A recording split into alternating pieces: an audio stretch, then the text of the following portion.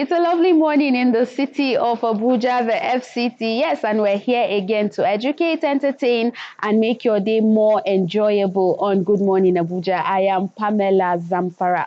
I'd like to ask a question. Is addiction failure? Is it moral failure? Is it a health condition? Who can be addicted? These and more will come your way on this show if you stay with us. You know how we always start off a motivational talk. Let me tell you something. Anger is not always about the present moment. I give an example of there's always one person in your life that, or in the workplace, you say good morning, and the person will go like, what's good about the morning? They're not bad people. People who are angry all the time usually means there's something deeper. Because anger is not just about that present moment. It's about past experiences. It's about past disappointments and unhealed or unresolved pain.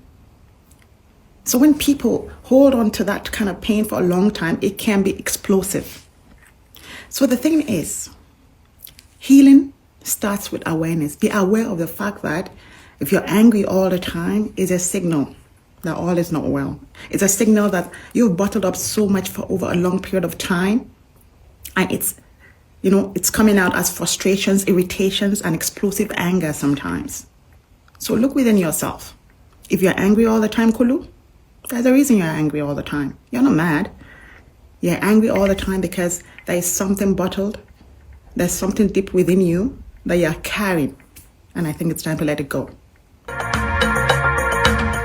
Many thanks for staying with us, and thank you to our motivational speaker for motivating us so much this morning to do more, to behave well, to achieve better. Thank you so much. Now, we all know that exercise is good for the soul, the body. It just keeps you moving, right? Let's go get some exercise.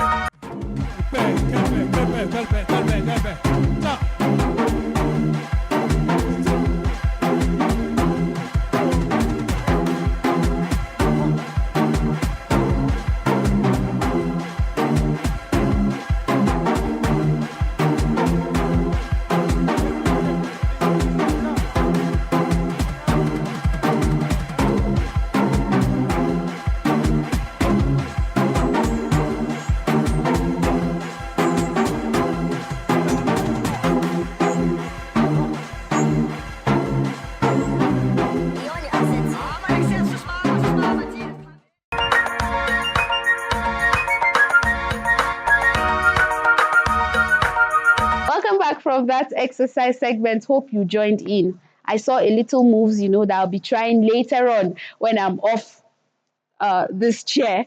All right, we'll now watch a feature, and when we come back, Good Morning Abuja continues.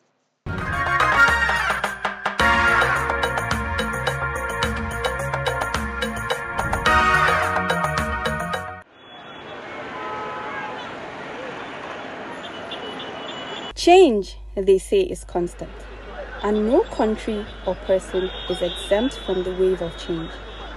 The rise in technology, economic transformations, pandemics, and socio-political factors have led to a number of changes and transitions globally. Nigeria has evolved through the years with a varying degree of success in these particular areas, and the strength, resilience, and creativity of Nigerians gives them the ability to survive and adapt from subsidies to online learning. When the COVID-19 struck, many thought education would come to a halt. Schools closed their gates, classrooms went silent, playgrounds grew empty, children were forced to stay home, and as the world looked to technology for a solution, so did Nigeria. When COVID happened, into the country, especially in Nigeria, Africa, most people have to adapt to the system. And that was when people started getting this awareness. The children, the parents, and at a point, it became a standard. It became a channel through which education activities can be carried out. And so far, it has really helped. And today, AI, Zoom, Instagram, and others, people have really come to understand that it is one of the easiest way, to pass knowledge. I couldn't separate my children from being online, and you don't even know what they're watching online, anyways. Well, it has been a wonderful help too for them. That's the positive part of it. It's very okay. Like especially with this AI times, you know, I'm also a culprit. I go I so most times if I don't Google I ask AI anything, and but the only thing is that I don't quote AI when I type, and then AI tells me anything I go and moderate before anything. But the positive side of it is like almost like 95%. Yeah. From rural classrooms to city schools, teachers and parents discovered new tools and a new courage to keep learning alive no matter the obstacle. In 2012, the CBN introduced the cashless policy, encouraging the use of alternative methods of transactions. For many traders, the shift from cash to cashless wasn't easy. But even the illiterate and semi-literate are finding their way in Nigeria's digital economy by using point-of-sale terminals, simply referred to as POS, or having the open mind to receive bank transfers. I start using the machine when the cash flow is not as it was before. You understand?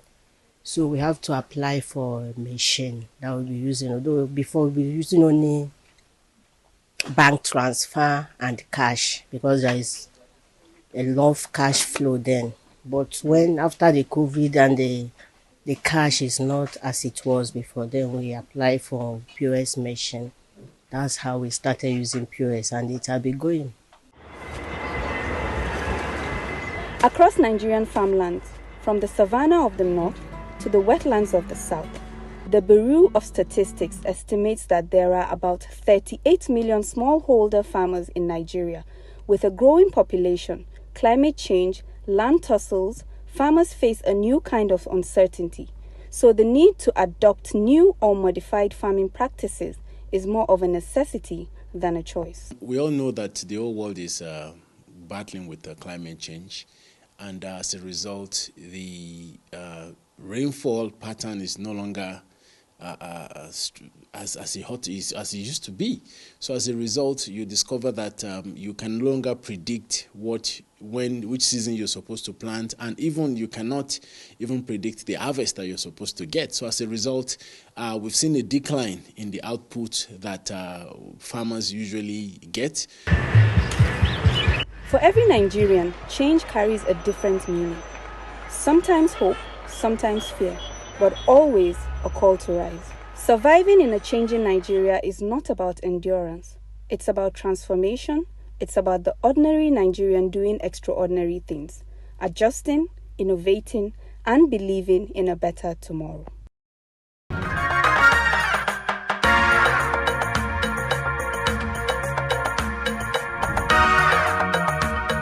Lovely feature there, I tell you. It was interesting to watch.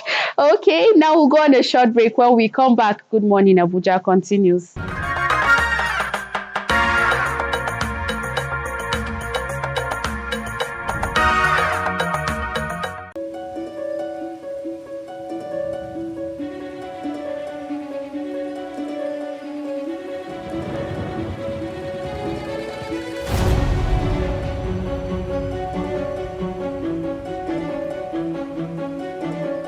Creativity is the act of turning an imaginative idea into reality. It is characterized by the ability to perceive the world in new ways, to find hidden patterns, to make connections between seemingly unrelated phenomena, and generate solutions.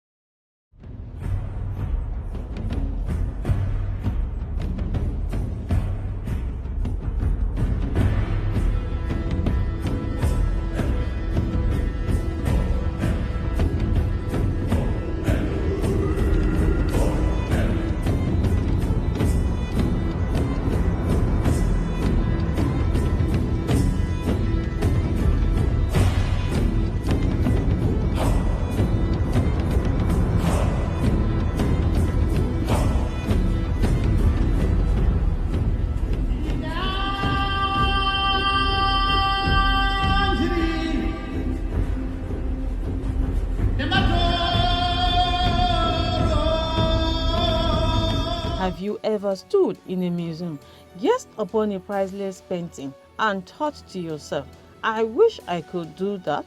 Perhaps it was the time you read a masterwork of literature. You wonder what it took the author to come up with such a timeless and impactful story, or possibly your mind races upon hearing a classic, inspiring piece of music with notes from a piano created by a genius on a level that is hard to fathom.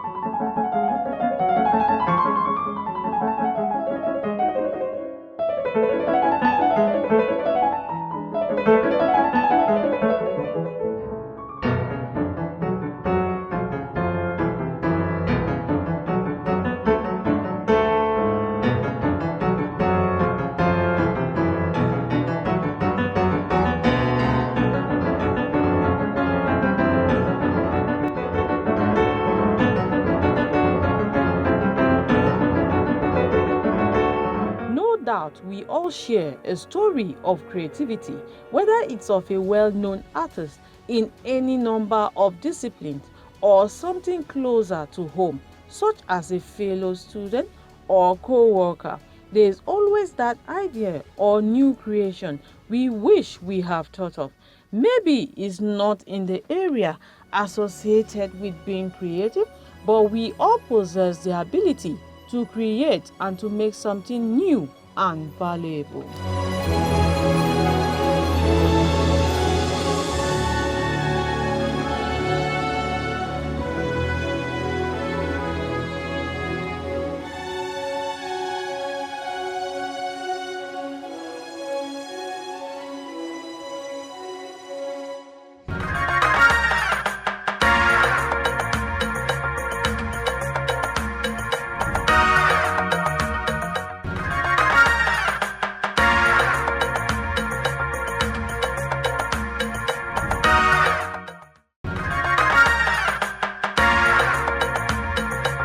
Welcome back from that break. If you've just joined us, you haven't missed a lot as our first conversation for the day is upcoming. We're just going to get into that now. Now, have you seen someone, drug addicts, on the way and you thought to yourself, this can never be me? It can happen to anybody. Besides, you have siblings, you have loved ones everywhere. What do we do to protect ourselves and our loved ones from drug addiction or abuse? I have a counselor here in the studio with me who will do justice to that topic, and I have Stanley Tongbe here in the studio, and we will be talking about understanding addictions and recovery process from addiction. Welcome to the studio, Mr. Stanley Tongbe. Thank you. Good to be here. Yes, it's always a pleasure. All right, so our topic is understanding addictions and the recovery process of addiction. But I would like you to start, by breaking the ice. Tell us exactly what you hear about drug abuse, drug addiction, and are they the same thing?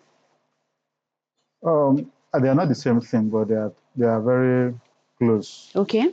Drug abuse is the unprescribed use of drugs, while addiction is the regular use of drugs to the point that the body become adapted to it, without which the body will not be able to function effectively. So it's abuse that leads to addiction.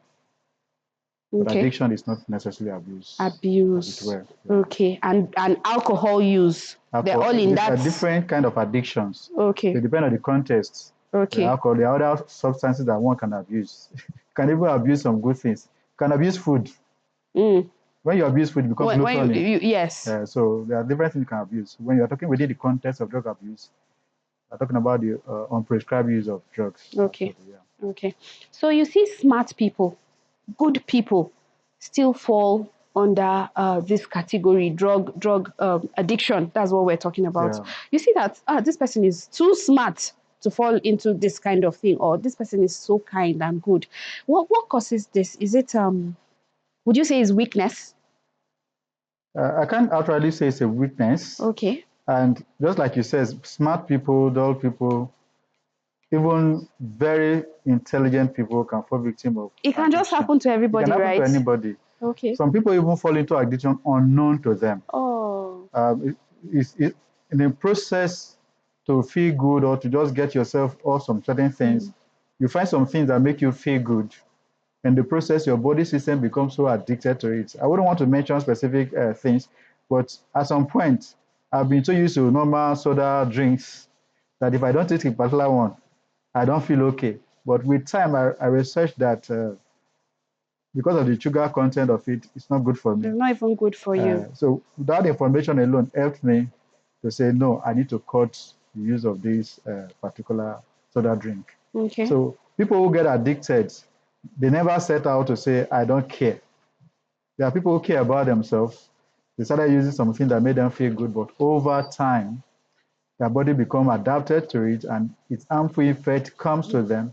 But at that point, the body has become so used to it that they can't stop it on their own. So at that point, that we can say someone is already addicted to it because it's causing you an harmful effect.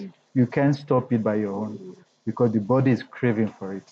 You know, drug addiction comes with a lot of shame, especially for us in Nigeria. We have a culture, you know, we want to preserve our family name and what have you. So for some people, when they have a relation or when they themselves, you know, there's this culture of shame around addiction.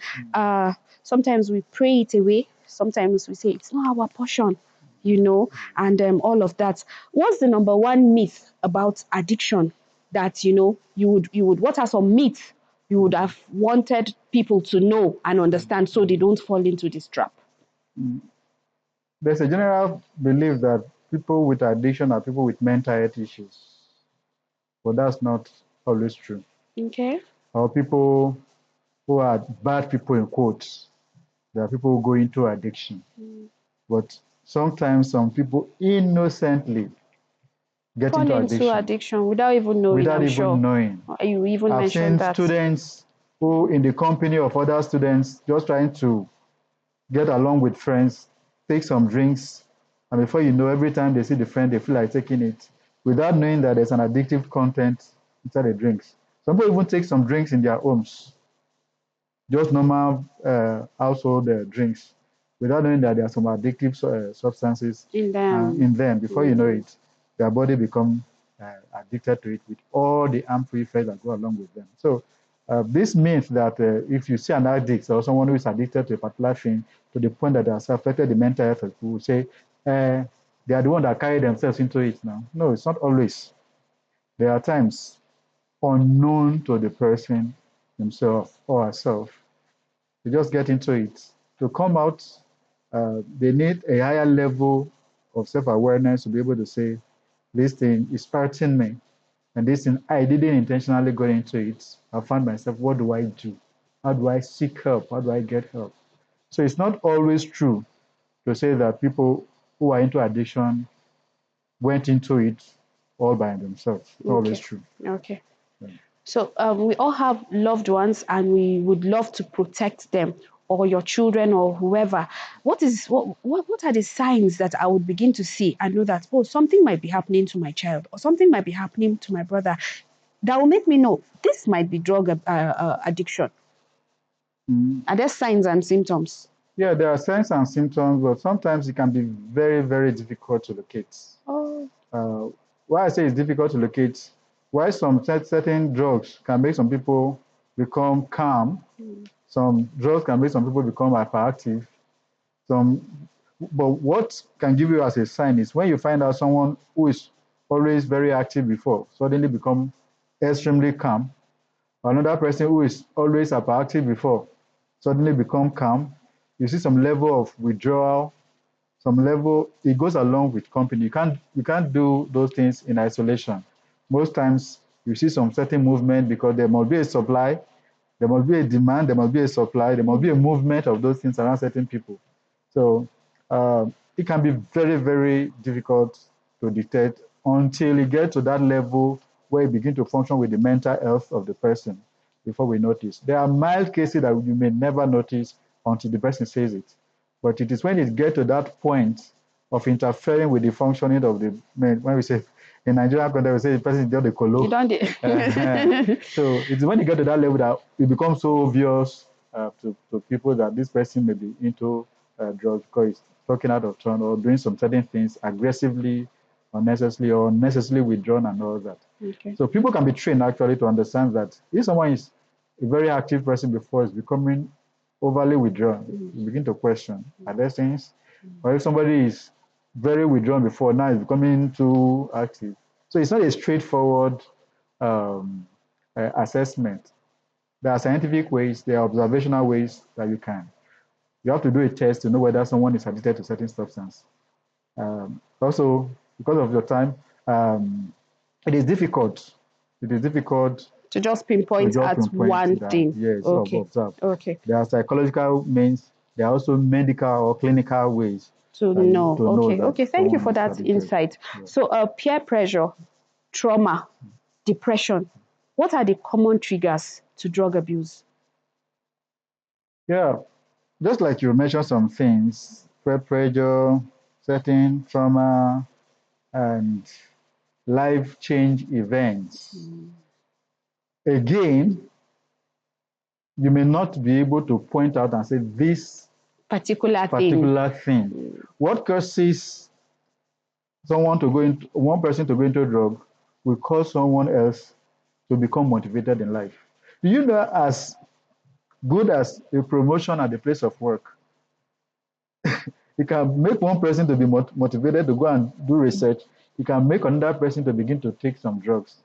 Promotion at the place of work. A demand that exceeds what you feel is beyond your capacity. Okay, let's say some persons have certain work promotion that demand them to do extra, and they feel I need to stay awake. Okay, let me just take some caffeine. Let me just take some things like this to stay awake. You start taking with the intention to stay awake to do your work so that you can deliver on your new role.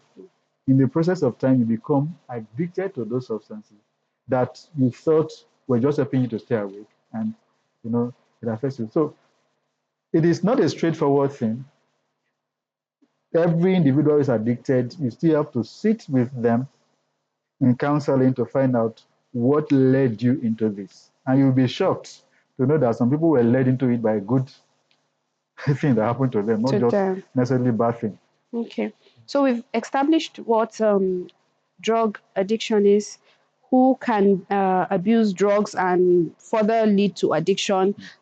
We've said a lot of things around it. So when one is addicted, what can be done to help the person, like recovery process now? Okay, I think the first step, and most times, the first thing usually is the denial. People who are into drugs tend to deny that they are into it. And the first time is to come to a level of awareness that this thing is beginning to affect your normal functioning. The more you begin to be aware, because there may be other things you are taking or other things you are doing that you may think are all responsible for what is happening to you. But when somebody traces it to a particular thing or another, you come to that awareness, oh, this particular thing that I do that is affecting me. You are already aware of it. Then the second step is that you acknowledge that this thing is causing this harm or this impairment or obstructing my normal function in this area. The moment you acknowledge it, then you can now go through a process, because every behavior that is learned, in psychology, we believe that behavior is learned, can be unlearned and relearned. Okay. So the moment you become aware, you acknowledge that this thing is causing me harm, then you begin to go into the process of saying that I want to unlearn this behavior. And that's where counseling and therapy or rehabilitation comes in, depending on the level of addiction that's already taken place. Okay. There's a level that the person can be at home and discipline himself or herself through the guidance of a counselor or therapist and unlearn the behavior. But there's a level of addiction that will require the person to go to a rehab center where the discipline or the cultured environment will help the person to learn that behavior. Okay.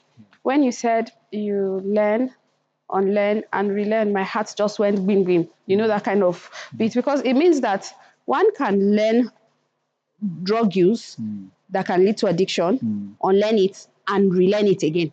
Is it possible? Yeah, that's what we call relapse. Okay, that's what they call during a recovery process. Okay. Some people maybe Go go back into to- drug, get recovered from drugs.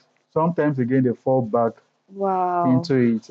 So that's why once recovered, it's not an automatic. It does not mean thing. you cannot go You back cannot to go it. back. You just need to guard your space Okay. to ensure that you don't go back into it. So behaviors are learned, can be unlearned, and can be relearned. Okay. And in counseling practice, in therapy practice, you don't unlearn undesirable behavior without learning a desirable behavior. Okay. While you are doing the undesirable behavior and you want to unlearn it, there must be an alternative desirable behavior. And that's why most times people who are into that addiction, who are out of addiction, they go into advocacy, enlightening other people about the harmful effects of drugs because they have been into it. Doing that alone keeps them in check. Okay. Whereas some people will just go through the rehab center, they want to hide and just go into their silence. Before you know it, silently as well.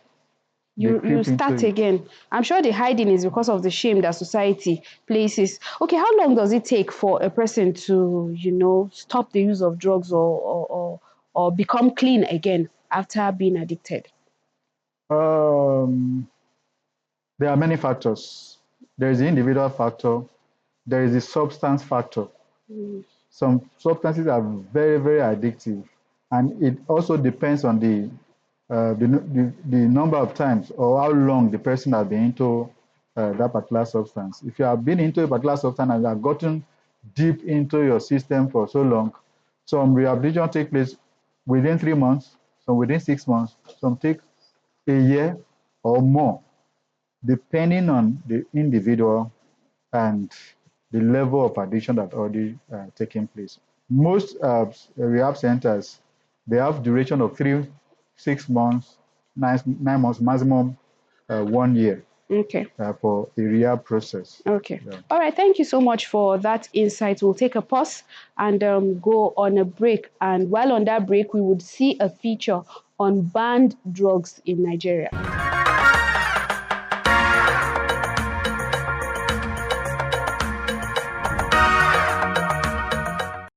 The control of drugs through law exists to protect people from the harm that these drugs can cause.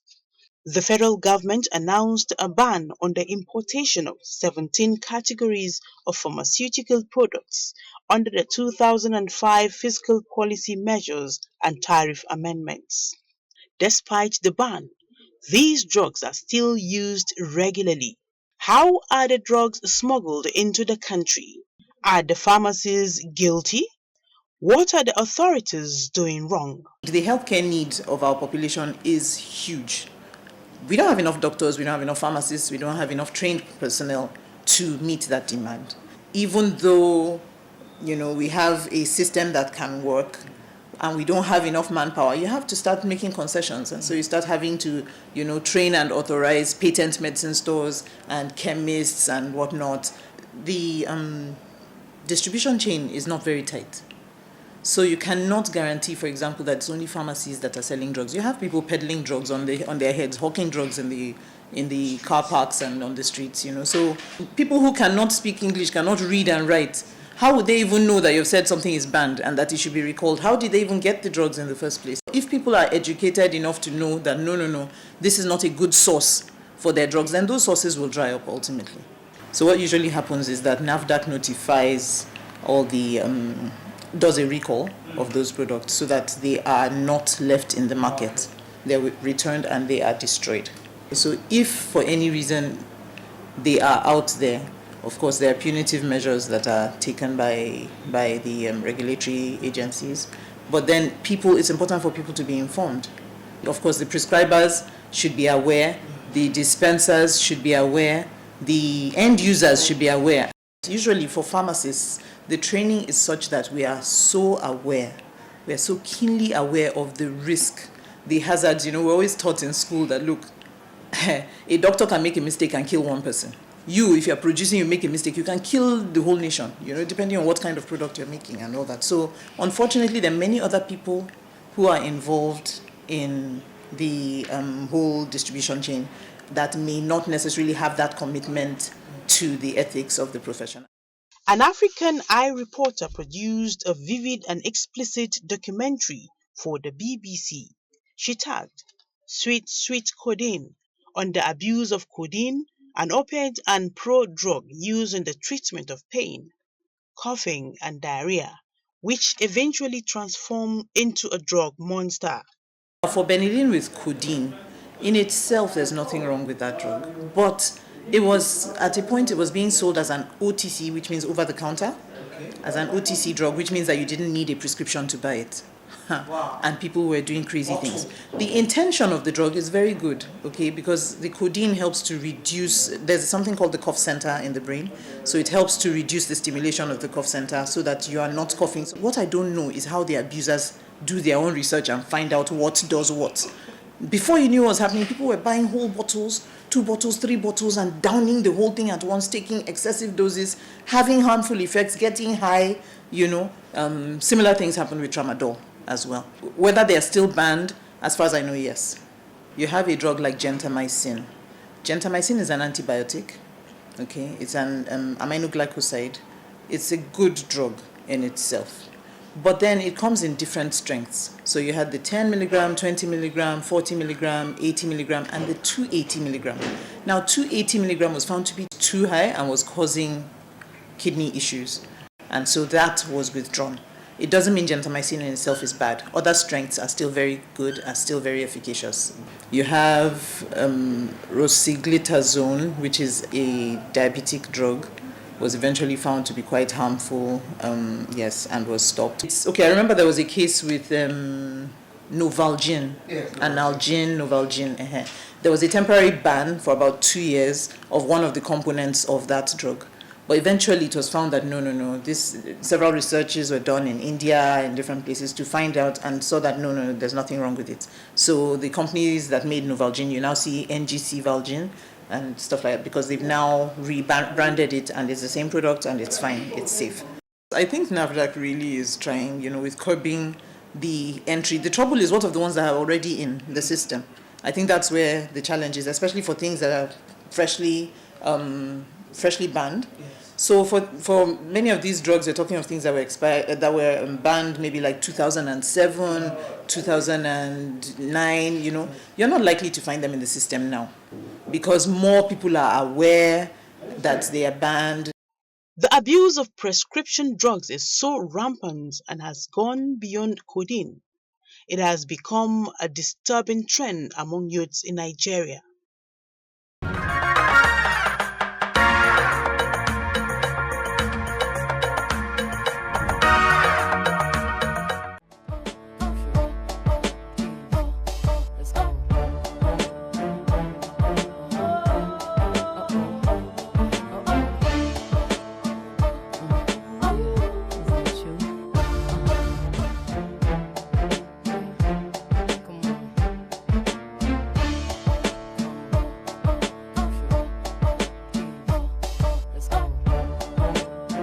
It's time for us to say our goodbyes on the program. As usual, I remain your host the most, Omoide with Erese, and I'll always be here with my bestie. Je m'appelle Oguntayo Olamposi Justina. Speaking French now, from Jordan to Sweden. Adios.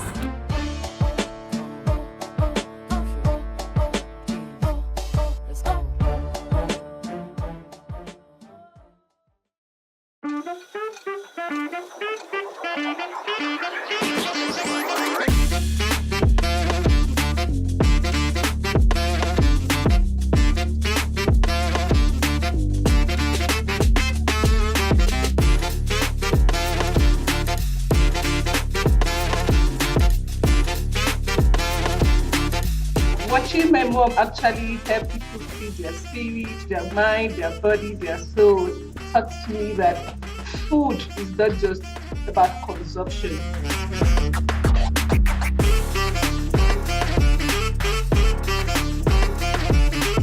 Well, the program is ladylike, and it's that time again where you get wowed with our presentation.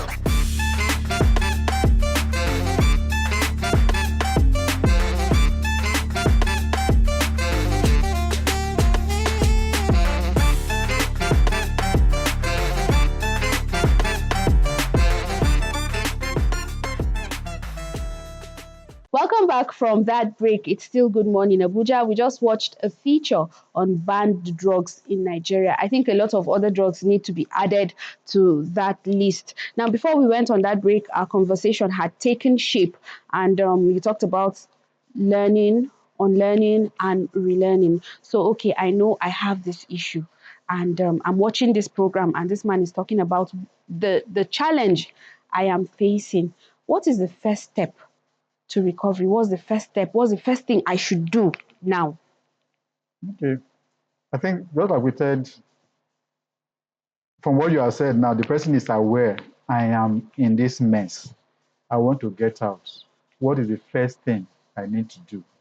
There are counselors, there are therapists, and there are rehabilitation centers. I think the first thing is to break the silence, reach out. You have been in seclusion for a long time. You have been in isolation. You just want to deal with it by yourself.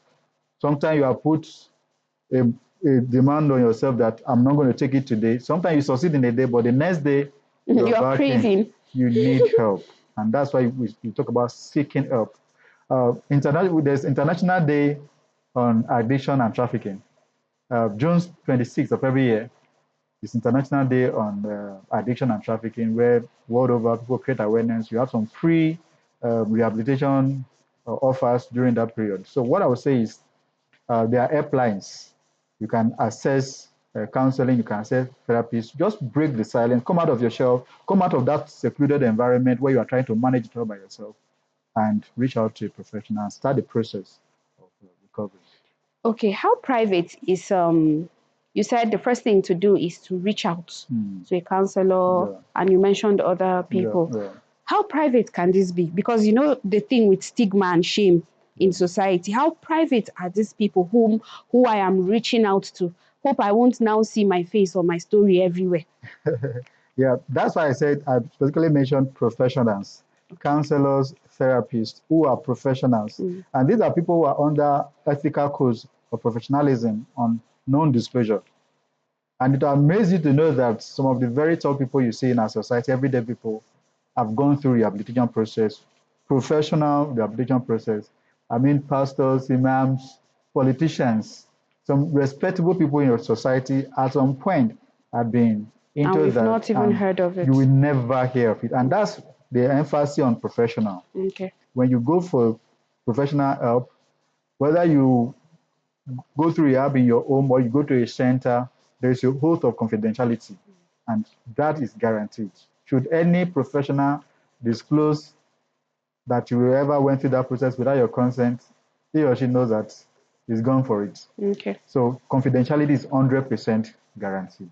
I can assure you that someone might be watching this show and they admit they're drug addicts, they've gone into addiction, but they feel I've gone way too far into this and I am irredeemable. What's the first thing you would say to such a person? Yeah, that's one deception that comes with that. There is no level of being irredeemable. There is no level that one has gone that you can say this is a forgone issue. I mean, you see some people on the streets, we call them mad people, or so to say. Some of them, if you assess it properly, it's a substance that they are taking that is having influence on them. If only they come to that point, or they have loved one who can take them off the street to a particular environment where they will be cared for, where they'll be understood from the context of where they are coming from, the particular substance that have affected their system, they can still be helped. So there is no level that you can say it is irredeemable. As long as there is still life in the person, there is help. It may just take more time, but there's help. But definitely there's help, yeah. So you know how human beings, we like to see ourselves as better than other people. So when you meet someone who is addicted to substances or drugs, I'd like to say it in the Nigerian way, this person won't don't finish, that kind of attitude towards them. What is the first thing Or what thing shouldn't another person who thinks is clean, what's that thing they should never say to someone who needs help in the regard of what we're talking about? Yeah, but just like we were saying, irredeemable. Say this one, your case don't finish, or this one is a foregone issue. This one is gone already. No, so it doesn't exist in reality. There is nobody that is a complete write-off. Anybody can have a turnaround. Just that single help of, okay, I know a particular place, or I know a particular therapy, or a particular counselor, or a particular center where this person can get help. You don't need to harass the person, embarrass the person. If you give the information and somebody comes and have interaction with the person could just get the help needed, and you have become a part of the saving grace for the person. So we should never think somebody has gone beyond help. Whether it's alcohol addiction, whether it's drug addiction, whether it's any kind of strong substance addiction we want to think about, help can be assessed. Okay. And that's why people like us exist as professionals, to create awareness so that people can access help. In the spiritual world, when somebody is possessed with demon in quotes, and they pray for the person, they say the person is delivered and the person is free. Also in addiction, whether it's drug, whether it's alcohol, whether it's any substance, through systematic process of continuous discontinuation, we can get the person out of it. And again, I use the word systematic. It is both therapy, can be talk therapy, and sometimes there are medications. That's why there are clinical psychologists who are licensed and certified to give clinical intervention. So it's a two-way thing, both talk therapy and then clinical intervention. Some people may take some drugs that will kill the harmful effects of the drug they are addicted to before they can come out of those drugs. So it's not just come and talk and talk and talk. Okay. There are processes. It's a complex process we can't talk about here. If there's that thing you would want our viewer not to forget about this whole session, that is in conclusion, what would it be? Help is available. Addiction is not hopelessness. Addiction is not, this case is closed. Help is available. There are rehabilitation centers, there are therapists with their offices. Help is just all around you if only you will speak out to the right authority. And I think the right authorities are counselors, therapists, and rehabilitation counselors who are available in different centers. If it's at the level that it can be handled within the home, they will let you know. But if it's at a level that require being in a rehabilitation center for a period of time, it can also be handled at that level. But one thing we must not forget is whether it's at home center where you have service, or you go to the office to have the service, or you go to a rehabilitation center, all of these are confidential processes that your confidentiality is well protected. Thank you so much, Mr. Stanley Tongbe, for coming on Good Morning Abuja to enlighten us about addictions and the recovery process. Thank you so much. You're welcome. If there's one thing I'm taking from this whole session, it is that addiction, drug use and addiction can happen to the best of us. It can be anybody. It can be you, your loved ones. It can just be anybody. So stop the stigma. And if you're addicted, find help. All right, we'll now go on a short musical break. When we come back, Good Morning Abuja continues.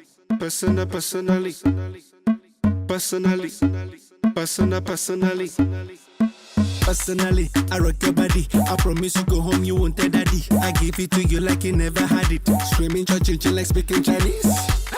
Now waiting me this, back a boom boom. Now waiting I see Zaga, cause she know one me. She talks so she know one me. I know go lie, the things within my mind. When I see you dancing, girl, you got me high. And if you wanna try, make a good day tonight.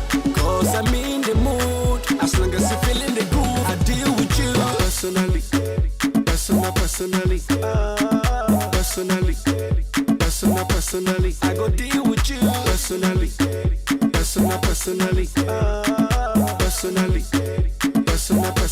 I go deal with you.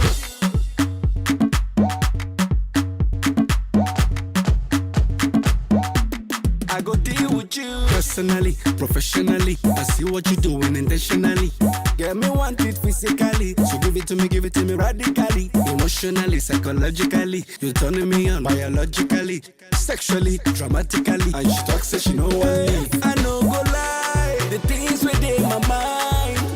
When I see you dancing, girl, you got me. Musical break there, gone by. We're just dancing. I was nodding while my cameraman was dancing. He had the opportunity since he's standing. All right. Moving on. When it's Monday, it's money making Monday. Yes, we bring you tips on how to save your hard earned money. Money saving tips up next.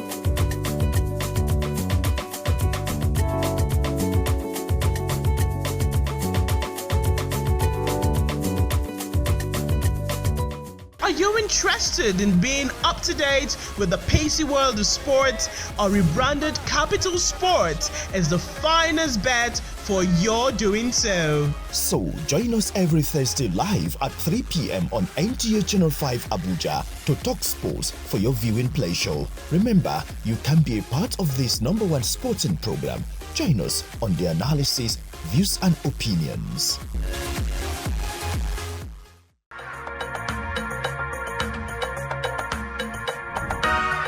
Money saving tips there.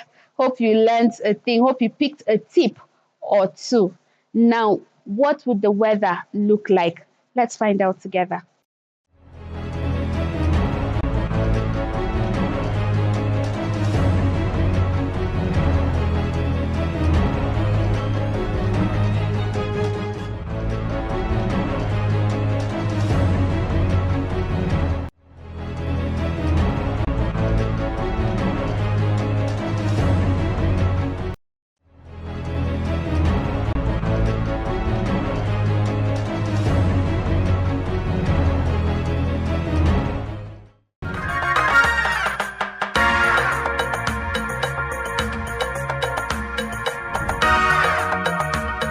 Weather updates there gone by. So now we know whether we should dress lighter or, wear warm clothes or move around with our umbrellas.